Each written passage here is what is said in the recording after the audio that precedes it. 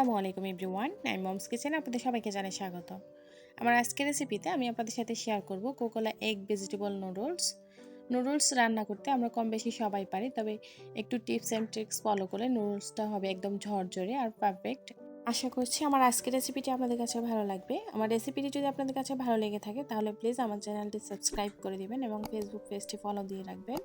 তাহলে চলুন আর কথা না বাড়িয়ে রেসিপিটি শুরু করি। প্রথমে আমি চুলায় একটা প্যানের মধ্যে বেশ কিছুটা পানি দিয়েছি। এরপর আমি এখানে দিয়ে দিচ্ছি রান্নার তেল 1 টেবিল চামচের মতো, দিয়ে দিচ্ছি হাফ চা চামচ লবণ।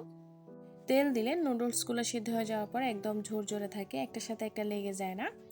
অপেক্ষা করব পানিটা ভালো মতো বলক চলে আসার জন্য। এখানে আমি কোকোলা এগ চিকেন নুডলসটা নিয়েছি, এখান থেকে আমি 2টা স্টিক দিয়ে দিচ্ছি।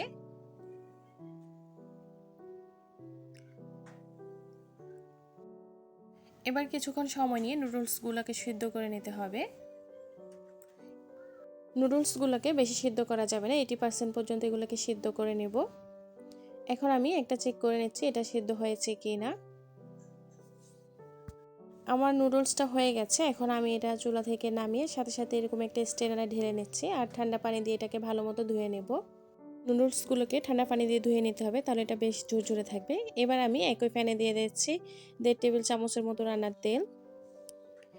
তেলটা কিছুটা গরম হয়ে আসলে এখন আমি এখানে দিয়ে দিচ্ছি মিডিয়াম সাইজের একটা পেঁয়াজ কুচি। পেঁয়াজটাকে আমি কিছুটা নেড়েচেড়ে একটু সফট করে নিচ্ছি। পেঁয়াজটা কিছুটা সফট হয়ে আসার পর এখন আমি এখানে দিয়ে দিচ্ছি হাফ কাপ গাজর কুচি। গাজরটাকে আমি 1 থেকে 1.5 মিনিটের মতো একটু ভেজে নেব। গাজরটাকে 1.5 মিনিটের মতো ভেজে নিয়েছি। এখন আমি এখানে দিয়ে দিচ্ছি হাফ কাপ ক্যাপসিকাম, দিয়ে দিচ্ছি 1/4 কাপ স্প্রিং অনিয়ন, দিয়ে দিচ্ছি আমি একটা কাঁচামরিচ কুচি। এখানে আপনারা আপনাদের পছন্দ মতো যে কোনো সবজি দিতে পারেন। এবার আমি দিয়ে দিচ্ছি হাফ চা চামচ লবণ, দিয়ে দিচ্ছি হাফ চা চামচ সাদা গোলমরিচের গুঁড়া। সবজিগুলোকে আমি আবারও 1 মিনিটের মতো একটু ভেজে নিচ্ছি। 1 মিনিট পর এখন আমি এখানে দিয়ে দিচ্ছি 1 টেবিল চামচ সয়া সস। এবার আমি এখানে দিয়ে দিচ্ছি 2 টেবিল চামচ টমেটো সস। সব কিছু আমি একসাথে মিশিয়ে নিচ্ছি। আর আমার সবজিগুলো কিন্তু সেদ্ধ হয়ে গেছে, এগুলোকে আর বেশি সময় নিয়ে ভাজা যাবে না। এই পর্যায়ে আমি একটা ডিম দিয়ে দিচ্ছি। আপনারা চাইলে এখানে 2টা ডিম দিতে পারেন, তবে আমার হাতের কাছে ছিল না বিধায় আমি একটা দিয়েছি।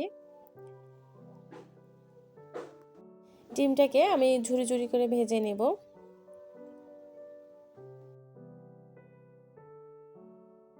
ডিম আর সবজিটাকে আমি একটু মিশিয়ে নিচ্ছি।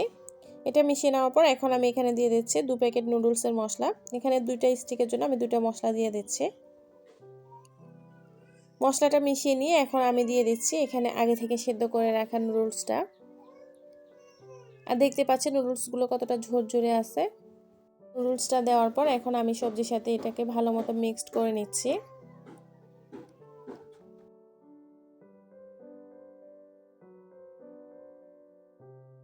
ব্যাস তৈরি হয়ে গেছে ঝটপট খুবই অল্প সময় মজাদার এগ ভেজিটেবল নুডলস।